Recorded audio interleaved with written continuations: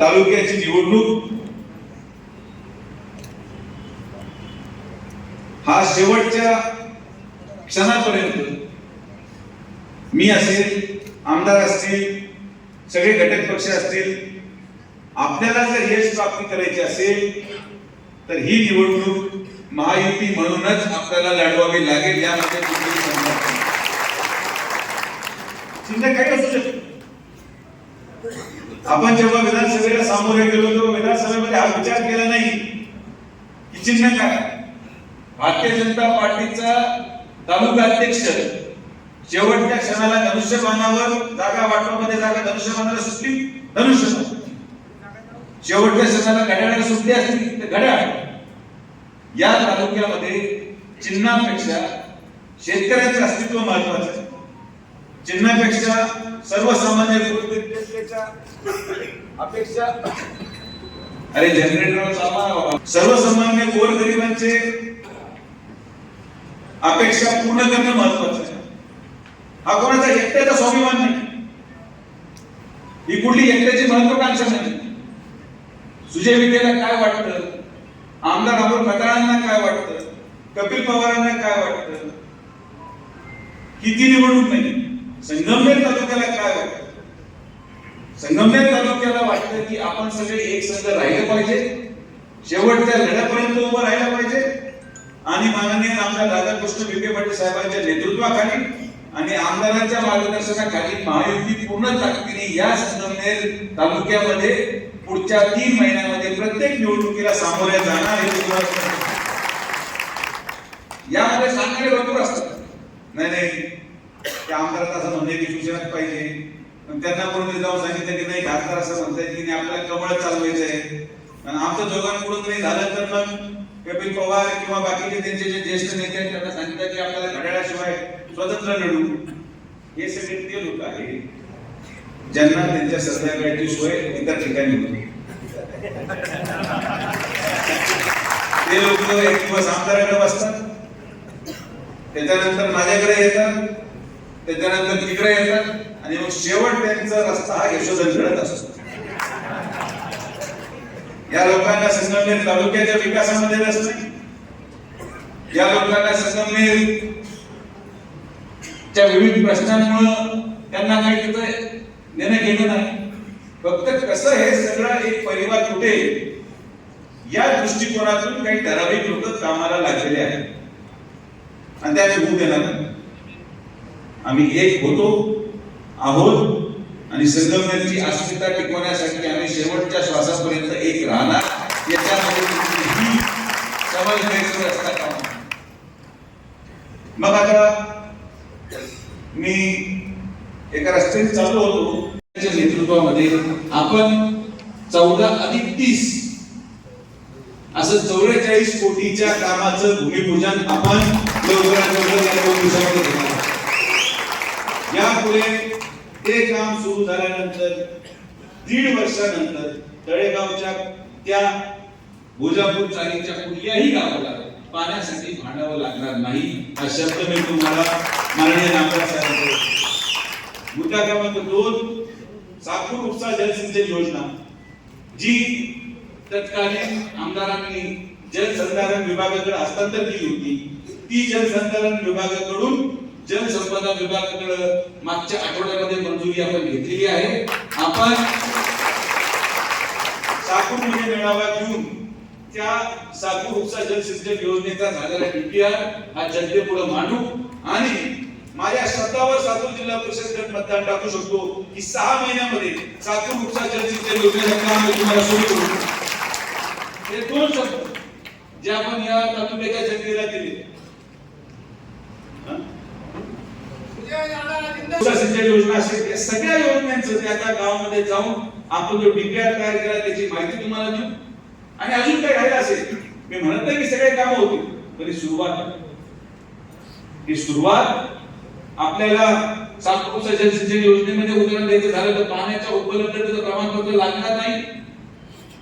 योजनेचं DPR तयार आहे. हे फक्त निवडणूक अजून 1 महिनाभर लांबली तर तुम्हाला प्रशासकीय मान्यता पण आपण देऊ शकतो.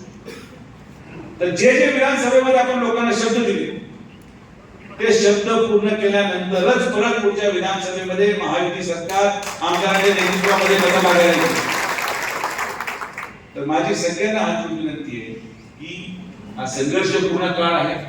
मी सहज इथं टाळतो. आप लढो, हम आपके पीछे नहीं है. संघटनात्मक निवडणुकीमध्ये कोणीही एक व्यक्ती त्याचा निर्णय घेऊ शकत नाही.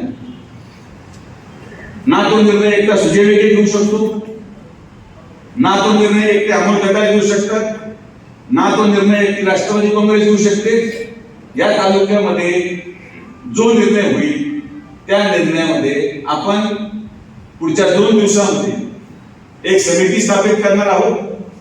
त्या समितीमध्ये आमदारांच्या अध्यक्षतेखाली घटक पक्षाचे सर्व प्रमुख हे नेमले जातील आणि ज्याला कोणाला इच्छा असेल पंचायत समिती लढवायची, ज्याला कोणाला इच्छा असेल जिल्हा परिषद लढवायची, त्यांनी त्याची इच्छा त्या समितीच्या सदस्यांपैकी कुठल्याही एक सदस्याकडे तुम्ही तुमचं मत व्यक्त करू शकता.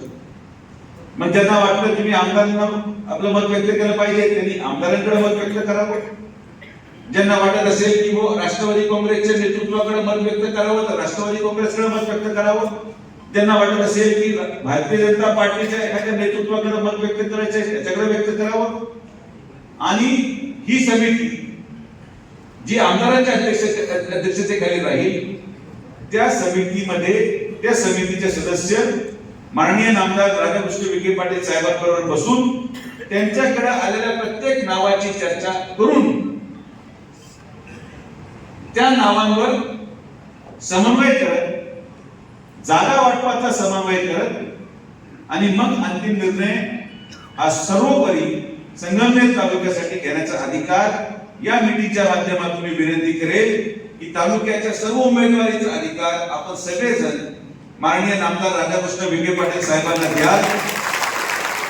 शेवटी आपण त्यांच्या नेतृत्वामध्ये लढतो. सगळ्या कार्यकर्त्यांनी सुद्धा आपल्या महायुतीच्या समजून घेतलं पाहिजे. आज जसं साहेबांच्या माध्यमातून दादांनी सांगितलंय भोजापूरला 44 कोटी आले, साकूर भागामध्ये उपसा सिंचन योजनेचा सुद्धा डीपीआर बनलाय. तर त्याबद्दल सुद्धा मी आपले सर्वांचे नेते आदरणीय नामदार राधाकृष्ण विखे पाटील साहेब, डॉक्टर सुजयदादा विखे पाटील यांचं अभिनंदन करतो. आणि या पद्धतीने नगरपालिका आधी होती, जिल्हा परिषद पंचायत समिती नंतर होणार आहे. परंतु अतिशय चांगला निर्णय दादांनी घेतला आहे एक समिती स्थापन करण्याचा. आणि या समितीमुळं माझ्यावरचा निम्मा भार कमी झाला. पण मागून आवाज येत होता का सगळे अर्ज माझ्याकडेच घेऊन यायला बसले आहे, आमदाराला असं अर्ज इच्छुक झालं. त्यामुळे जे काही येतील त्याचा पूर्ण अधिकार उद्या शिवसेना, भाजप आणि राष्ट्रवादी RPI महायुती म्हणून आपल्याला काम करायचं आहे. आपल्या सरकारच्या माध्यमातून आदरणीय फडणवीस साहेब असेल, आदरणीय शिंदे साहेब असेल, आदरणीय अजितदादा असेल यांच्या माध्यमातून जो काही विकासाचा डोंगर गेल्या 3.5-3.5 वर्षापासून सुरू आहे. पहिला आपला 2.5 वर्षाच्या महायुती सरकारच्या कालावधीमध्ये सुद्धा लोकाभिमुख योजना भरपूर राबवण्यात आल्या. आणि त्यावेळेस दादांच्या सूचनेनुसार आपण ज्या ज्या लाभार्थ्यांना लाभ दिला गेला होता त्या प्रत्येक लाभार्थ्यापर्यंत पोहोचून आपली भूमिका त्यांना स्पष्ट दाखवली होती, बोलून दाखवली होती की आम्ही विकासासाठी या निवडणुकीमध्ये लढत आहे. परंतु दादा आता विकासाबरोबर आम्हाला थोड्या काही गोष्टी इथं छोट्या मोठ्या दुसऱ्या कार्यकर्त्यांना करावं लागतात. पण त्या दुसऱ्यांमध्ये सुद्धा आपले कार्यकर्ते चांगले आता तरबेज झाले. फक्त विनंती राहील आपण समोर सगळ्यांना जे उमेदवार आहेत ते दादांनी सांगितलं साहेबांच्या फायनल हे जे आहेत नामदार साहेब आणि सुजयदादा करतील. परंतु त्यापूर्वी आपल्यातील जे काही थोडे काही प्रकार मधल्या काही कालावधीमध्ये जाणवले आज ते बोलणं योग्य नाही, परंतु नंतर बोलायला बी संधी मिळणार नाही. त्यामुळे फक्त विकास या गोष्टीला मानून आपण पुढे गेलं पाहिजे. आज भोजापूरचं पाणी न उपयोगी बघितलेलं आज प्रत्येकाला गावामध्ये मिळाले. पाणी बंद करण्याचे अर्ज माझ्याकडे निवडण्याचं बंद करा, भोजापूरचं बंद करा असे अर्ज यायला लागले. परंतु जो विश्वास या संगमनेरच्या जनतेने आपल्यावर टाकला होता 1 वर्षापूर्वी आणि त्या विश्वासाला सार्थ करण्याचं काम तुम्हाला आम्हाला सगळ्यांना करायचंय. जबाबदारी मोठी होती. पण ही जबाबदारी तुम्ही सगळ्यांनी चांगल्या पद्धतीने पिलून पुढे दिली. त्यामुळे येणारी जिल्हा परिषद पंचायत समिती, दादा तुम्ही म्हटले जिल्हा परिषदेचा अध्यक्ष, पण आम्ही आपल्याला शब्द देतो पंचायत समितीचा सभापती सुद्धा आम्ही या संघटनेमध्ये घेऊया. कारण आज जी परिस्थिती, दादा मागच्या जिल्हा परिषद पंचायत समितीला उमेदवार धरून आणायला लागत होते, आपल्याला उमेदवार बळच घोड्यावर बसवावा लागत होता. आणि आज अशी परिस्थिती की आज आपल्याला सांगायची वेळ आली आहे का जो उमेदवार जनतेमध्ये राहील, जनतेचे प्रश्न सोडवेल, ज्याची उमेदवारी वरतून जाहीर होईल, त्याच्या पाठीशी सगळ्यांना निश्चित आपल्याला उभं राहावं लागेल. 1 वर्ष झाला असेल आपल्याला, दादा 1 वर्षापूर्वी निवडणुकीची, विधानसभेची असाच उत्साह, असाच जोश या सगळ्या कार्यकर्त्यांमध्ये होता. आणि त्याच्या परिपाक म्हणून तुम्ही सगळ्यांनी त्यावेळेच्या पद्धतीने तनमन धनाने पळाला. आणि आदरणीय आमदार राधाकृष्ण विखे पाटील साहेब असेल, डॉक्टर सुजयदादा असेल, यांनी ज्या ज्या सूचना दिल्या होत्या त्याचं पालन करून आज एक ऐतिहासिक असा निकाल या संगमनेर तालुक्यामध्ये आपल्याला बघायला मिळाला. आणि आपल्या सगळ्यांच्या माध्यमातून मला दादांनी संधी दिली, म्हणजे दादांनी खरं सांगितलं, माझा आणि दादांचा परिचय खूप कमी होता, कामाशी आणि नामदार साहेबांशी जास्त परिचय असल्यामुळं. त्यामुळे आज दादांनी ज्या ज्या गोष्टी सांगितल्या निश्चितच त्याच्यातून सगळेजण काहीतरी बोध घ्याल.